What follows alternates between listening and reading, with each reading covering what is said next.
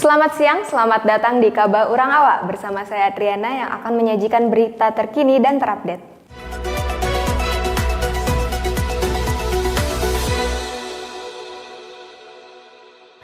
Pemirsa, Gubernur Sumatera Barat Buya Mahyeldi melakukan aksi kegiatan bersih pantai di kawasan wisata Pantai Air Manis, Kota Padang. Dinas Kelautan dan Perikanan Provinsi Sumatera Barat melakukan sebuah kegiatan berupa aksi bersih pantai yang mengusung tema Laut Bersih, Ikan Melimpah, Nelayan Sejahtera, Masyarakat Sehat dan Cerdas. Kegiatan ini ditujukan untuk meningkatkan kualitas laut dan seisinya demi kebaikan masyarakat serta nelayan khususnya yang ada di Sumatera Barat.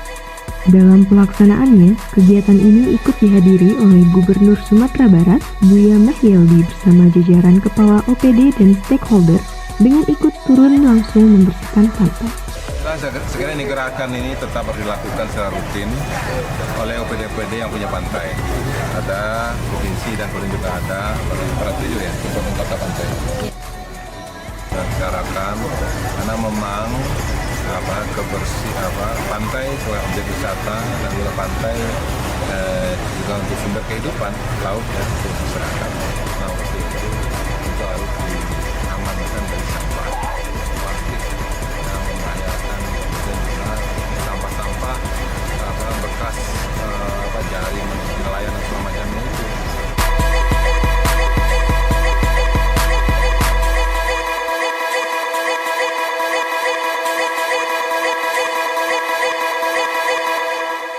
Pemirsa, diiming-imingi main PlayStation dan handphone, bapak tua di Aiange cabuli 2 orang anak di bawah umur. SR, 52 tahun, adalah seorang warga nagari Aiange, Kecamatan 10 Koto, Kabupaten Tanah Datar, ditangkap jajaran Satreskrim Polres Padang Panjang di bawah pimpinan Kanit Resum Aibda Fadli Andika pada sebuah pondok tengah sawah di nagari Aiange pada Selasa 2 Mei lalu. Alasannya kenapa Pak? Kok tega? Rangsang Pak.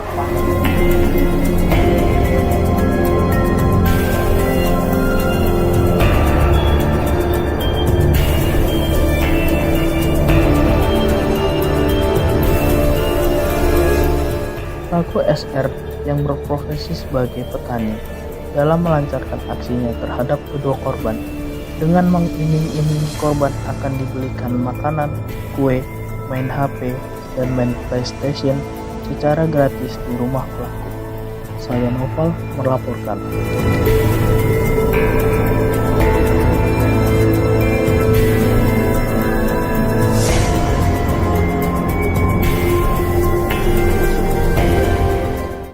Terlihat pada jalan lalu lintas Padang Panjang menuju kota Bukit Tinggi, lebih tepatnya di Pasar Padang Luar, selalu dipenuhi dengan suasana macet. Karena ramainya pedagang dan angkutan umum yang berhenti di tepi jalan, sehingga membuat ruas jalan daerah tersebut selalu dipenuhi dengan suasana kemacetan. Selamat siang pemirsa, saat ini saya sedang berada di jalan lalu lintas Padang Panjang Bukit Tinggi. Terlihat suasana lalu lintas di daerah ini selalu dipenuhi oleh kemacetan. Dipenuhi oleh kendaraan yang berasal dari Padang Panjang maupun sebaliknya.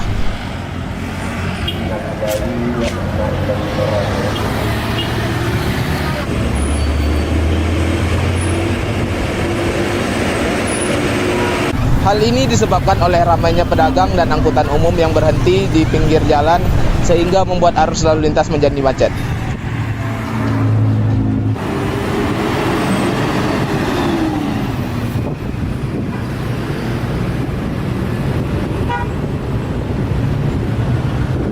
Saya Rahmat Hamdi, kembali ke studio.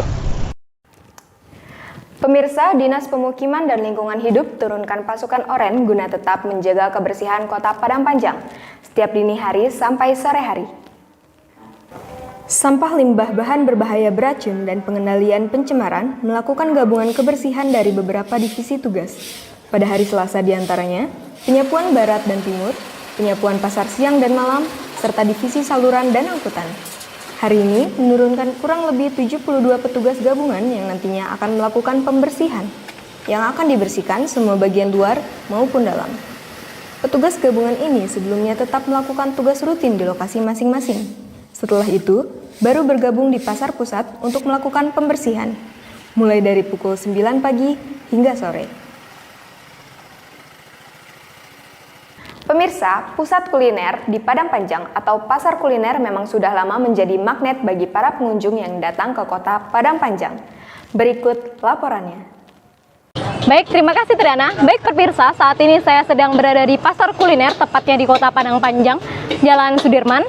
Saat ini pukul 11 malam, tetapi masih ada beberapa pengunjung yang masih berlalu lalang. Pasar kuliner sendiri mulai beroperasi mulai dari jam 5 sore hingga jam 12 malam. Jika Anda berkunjung di Padang Panjang, jangan lupa untuk mengunjungi pasar kuliner, karena rugi rasanya jika Anda tidak mengunjungi pasar kuliner. Pasar kuliner sendiri merupakan tempat berkumpulnya para pedagang kuliner yang memiliki dagangan kuliner berbagai macam jenis, bukan hanya dari kuliner tradisional, tapi juga dari kuliner Nusantara, gitu juga dari mancanegara. Baik pemirsa, saat ini saya sedang bersama dengan Bapak siapa? Bapak Kurdi. Oke. Bapak sudah berjualan di sini sudah berapa lama? Dari 2016. 2016. Iya.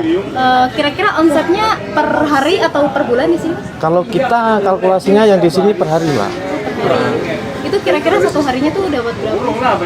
Kurang lebih 1 juta. Kan ada naik turunnya, bisa lebih, bisa kurang. Kan tergantung pengunjung gitu kan. Biasanya kalau malam minggu sama hari minggu itu ada kenaikan. Tapi kalau yang di hari sebelumnya itu ada penurunan, ada yang standar. Nah, itu tadi laporan dari saya. Bagi Anda yang sedang berada di Kota Padang Panjang, jangan lupa untuk mampir ke pasar kuliner. Saya Cica Tiaranda Resta, melaporkan kembali ke studio. Pemirsa, di saat liburan telah tiba, ribuan pengunjung memadati sejumlah objek wisata di Kota Bukit Tinggi. Salah satunya, pusat ikon Jam Gadang Sumatera Barat yang tak dilupakan oleh pengunjung untuk mendatanginya. Terlihat suasana di Kota Bukit Tinggi di saat liburan telah tiba sangat ramai oleh pengunjung untuk pergi berliburan. Salah satunya di pusat ikonik kota ini yaitu Jam Gadang. Jam Gadang merupakan peninggalan Belanda pada tahun 1926 dan masih terawat hingga saat ini. Meskipun mengalami beberapa renovasi yang membuat Jam Gadang ini menjadi daya tarik pengunjung untuk datang ke tempat ini. Para pengunjung tak melupakan salah satu objek ini untuk mengabadikan momennya di Jam Gadang saat berliburan. Kebanyakan pengunjung yang datang di lokasi ini berasal dari Pulau Sumatera, luar Pulau Sumatera, dan turis dari luar negeri. Banyaknya pengunjung yang datang ke Jam Gadang ini membuat para pedagang meraih omset yang lumayan, karena adanya pengunjung ini yang datang untuk berbelanja beberapa makanan dan minuman di lokasi tersebut. Pemerintah Kota Bukit Tinggi tidak mematok harga untuk memasuki objek wisata ini. Jadi, para pengunjung diperbolehkan untuk mendatangi Jam Gadang ini dan tidak diperbolehkan membuang sampah sembarangan dan memijak taman di sekitarnya untuk menjaga kebersihan dan kelestarian dari taman dan lokasi Jam Gadang ini. Saya Rahmat Hamdi, kembali ke studio. Pemirsa, salah satu pusat dokumentasi dan informasi kebudayaan Minangkabau di Padang Panjang banyak menyimpan bukti sejarah yang dapat masyarakat lihat dan pelajari. Bukti sejarah yang ada di pusat dokumentasi menjadi media pembelajaran bagi banyak orang, seperti rangkuman pada liputan berikut ini. Baiklah semuanya, berjumpa lagi dengan saya. Di sini saya akan melakukan liputan mengenai pusat dokumentasi dan informasi yang ada di Kota Padang Panjang. Di sini kan pusat dokumentasi dan informasi kebudayaan Minangkabau. Yang tujuannya sini bukan untuk wisata, tapi lebih ke dokumentasi. Ya. Jadi yang lebih banyak orang kesini untuk belajar mengenai kebudayaan Minangkabau.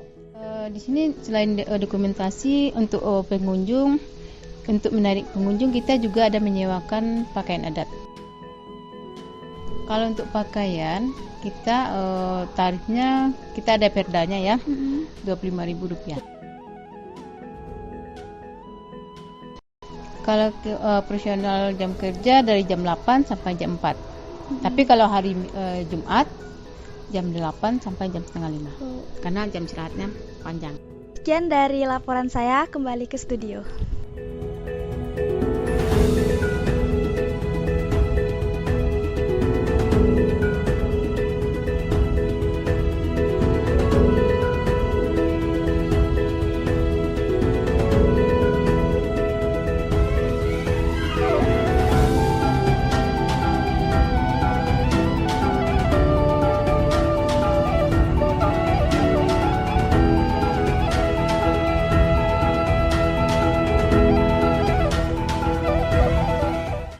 Pemirsa, pada hari Sabtu 27 Mei 2023 akan dilaksanakan kuliah umum yang membahas tentang bahasa Arab yang akan ditujukan untuk siswa-siswi internasional Timur Tengah. Berikut cuplikannya. Selamat siang, terima kasih kepada Anda di studio. Saat ini saya sedang berada di Pondok Pesantren Kauman Muhammadiyah Kota Padang Panjang, yang dimana pada hari ini dilaksanakan kuliah umum atau seminar tentang bahasa Arab, yang dimana pemateri pada siang hari ini didatangkan langsung dari Malaysia. Berikut selengkapnya. Oke, saat ini saya sudah bersama dengan Profesor Dr. Muhammad Najib bin Jafar selaku pemateri kuliah umum pada hari ini. Apa yang membuat Prof tertarik untuk menjadi pemateri pada kuliah umum ini, Prof? Setelah mendapat undangan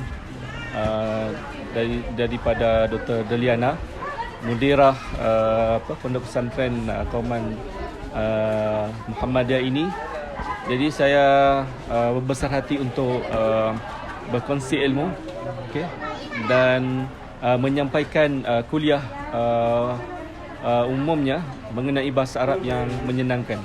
Ya. Bagaimana pendapat Prof setelah memberikan kuliah umum bahasa Arab kepada santri dan santriwati di sini, Prof? Baik, sejujurnya pada awal penyampaian saya kuliah umum ini, pelajar santri ini agak mula-mula pasif ataupun kurang memberikan maklum balas. Kemudian setelah kita membuat itu satu interlude dan juga aktivitas nyanyian, mereka ni kelihatan lebih bersemangat untuk mengikuti kuliah utama ataupun kuliah umum ini yang bertajuk bahasa Arab yang menyenangkan. Dan saya bawakan lagu Rahmatul lil Alamin Mahir Zain, lagu yang berbahasa Arab, yang mesejnya sangat universal, tentang Islam itu adalah rahmat bagi sekalian alam. Cukup sekian berita pada hari ini. Saya Andrian dan juru kamera saya Tasya. Kembali ke studio. Pemirsa, penyebaran sifilis di Indonesia setiap tahunnya mengalami peningkatan per 2022. Angka kasus sifilis yang terdeteksi di Indonesia mencapai 20.783 kasus. Sifilis sendiri menjadi salah satu penyakit menular seksual yang paling umum. Berikut cuplikannya. Kementerian Kesehatan melalui juru bicara Muhammad Syahril menyebutkan, setiap tahun penderita sifilis memang mengalami peningkatan. Bahkan jika dilihat dari tahun 2018 ke tahun 2022, itu mengalami lonjakan hingga 70%. Sifilis merupakan penyakit yang tidak hanya menyerang orang dewasa, anak-anak, bahkan bayi sekalipun. Sifilis sendiri menjadi salah satu penyakit menular seksual yang paling umum, yang dimana penyakit ini dapat disembuhkan pada tahap awal dengan antibiotik. Gejala sifilis ini biasanya muncul sekitar 3 minggu setelah penularan, namun bisa juga muncul lebih cepat atau sampai 3 bulan.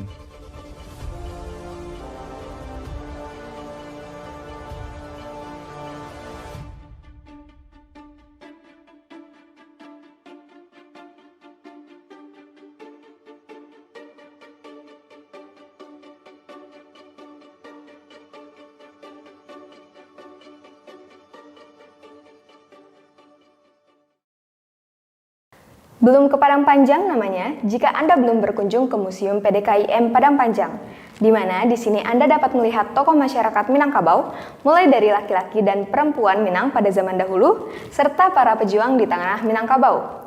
Seperti yang dirangkum dalam liputan berikut ini. Tahukah Anda jika di sini menjadi tempat pusat informasi dan dokumentasi Kota Padang Panjang? Di sini saya akan mencari tahu informasi tentang tokoh-tokoh yang ada di Minangkabau. Mari kita lihat liputannya sekarang.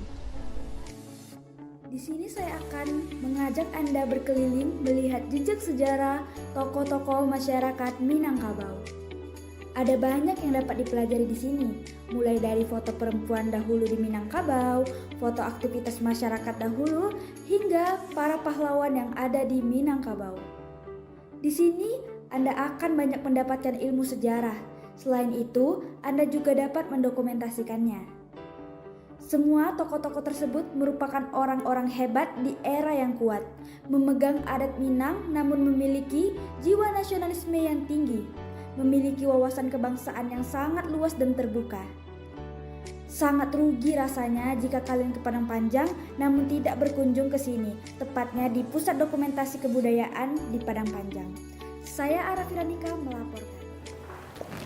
Pemirsa, air terjun biasanya berlokasi di tengah-tengah gunung, hutan maupun tebing. Namun ada satu air terjun di Sumatera Barat yang memiliki lokasi unik, yaitu di pinggir jalan raya. Air terjun tersebut bernama Air Terjun Lembah Anai.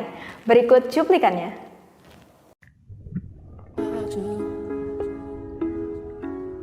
Sumatera Barat tidak hanya terkenal dari makanannya saja, namun juga dari keindahan alamnya yang luar biasa. Mulai dari gunung, pantai, bukit, hingga air terjun yang tersebar luas di setiap daerahnya.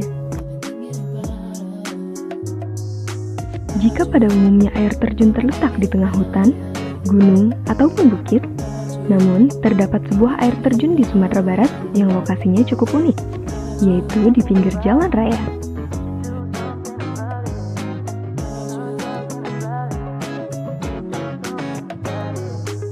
Air terjun Lembah Anai adalah salah satu air terjun di Sumatera Barat yang berlokasi di pinggir jalan raya Padang Bukit Tinggi. Karena lokasinya yang unik, air terjun ini menjadi salah satu ikon Sumatera Barat yang terkenal. Tak jarang, wisatawan dari luar Sumatera Barat yang datang ke sini demi melihat air terjun Lembah Anai ini. Apakah pemirsa salah satunya?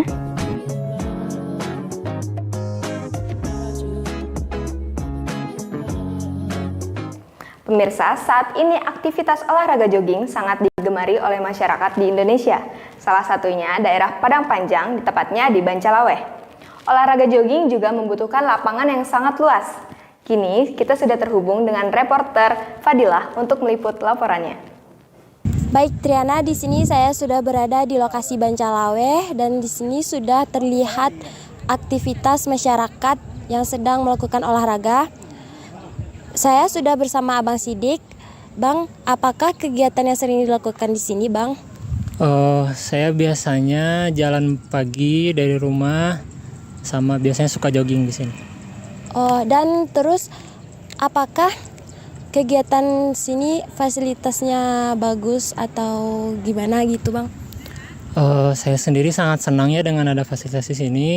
Bisa digunakan buat bermacam-macam aktivitas sih. Bisa buat jalan, bisa buat main, bisa buat ngumpul, bahkan bisa buat latihan bawa kendaraan juga bisa, sama juga bisa buat jogging. Ya, baik Bang, terima kasih Bang atas kesempatannya. Berita selanjutnya, Ripkal lagi-lagi mengadakan lomba surfing kelas dunia open. Mentawai terpilih sebagai tuan rumah spot surfing yang berada di Katiet Tua Pejat. Pemerintah Kabupaten Kepulauan Mentawai sangat berkesan dengan diadakannya acara Mentawai Pro 2023. Berikut laporannya. Kontes surfing kali ini diadakan di Kepulauan Mentawai. Dan Ripkal menjadi sponsor besar dalam ajang perlombaan kali ini. Pemerintah Kepulauan Mentawai sangat terkesan karena Mentawai menjadi tuan rumah untuk ketiga kalinya.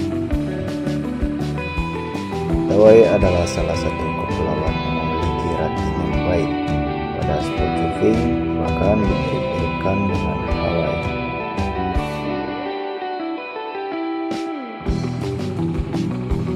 Partisipasi peserta selancar tahun ini sangatlah besar, tidak hanya dari dalam negeri, bahkan dari mancanegara seperti Jepang, Australia, Jerman, Ukraina ikut turut serta memeriahkan perlombaan surfing pada tahun ini.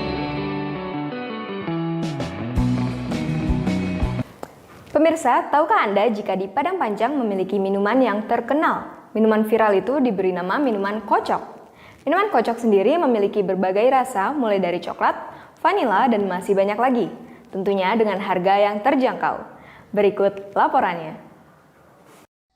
Padang Panjang adalah salah satu kota yang memiliki tempat kuliner yang terkenal, mulai dari makanan dan minuman. Tempat ini disebut dengan pasar kuliner. Sepanjang jalan di Padang Panjang ini terdapat banyak sekali makanan. Salah satunya adalah minuman viral yang bernama kocok. Minuman yang dijual dengan harga terjangkau dan yang pastinya banyak memiliki pilihan rasa, mulai dari kopi, vanila, coklat, tiramisu, dan masih banyak lagi. Minuman viral ini selalu ramai pengunjung. Selain rasanya yang enak, harganya juga terjangkau untuk kantong pelajar. Setelah menikmati minuman, Anda juga jangan lupa membeli makanan lain seperti martabak ini contohnya. Sekian dari laporan saya, kembali ke studio.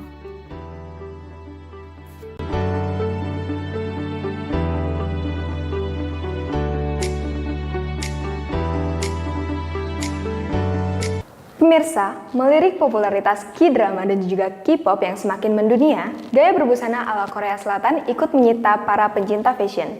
Gaya berbusana itu bisa disebut dengan Korean Style.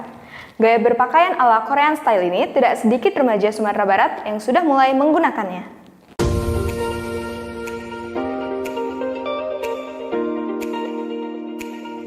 Korean Style, siapa sih yang nggak ngerti tentang cara berbusana ala orang Korea ini yang sudah mulai diikuti oleh para remaja khususnya di Sumatera Barat.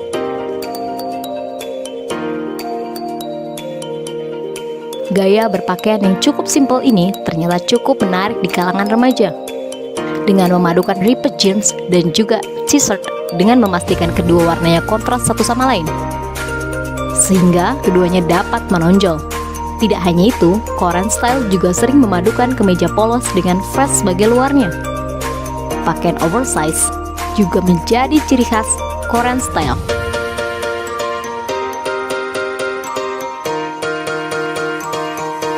Demikian laporan dari saya Cici Tiandresta melaporkan. Pemirsa, tak bisa dipungkiri, gaya modifikasi mobil saat ini mengarah pada gaya yang menyisakan jarak hitungan jari ke aspal. Stance slam car menjadi arus utama para antusias pencinta mobil. Namun, di antara satu arus utama tersebut ternyata membelah menjadi dua aliran, static dan baggage. Berikut laporannya. Bukan sedramatis pergolakan antara kaum atas dan bawah. Ini lebih kepada mana yang memutar otak dan mana yang dimanjakan teknologi. Dalam gaya hidup, mobil-mobil merendah.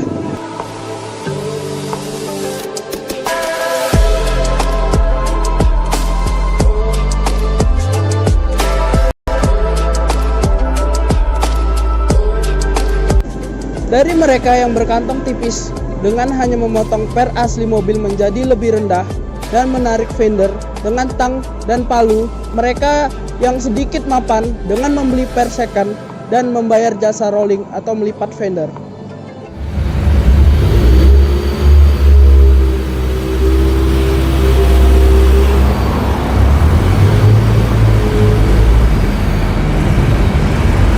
Semua memiliki keterampilan yang sama untuk memutar otak. Bagaimana memasang velg dengan lebar, diameter dan jarak sudut chamber yang ditimpikan. Saya Nopal di Bukit Tinggi melaporkan. Pemirsa, informasi tadi sekaligus mengakhiri perjumpaan kita pada siang hari ini. Saya Triana mewakili tim Kaba Urang Awak pamit undur diri. Salam redaksi.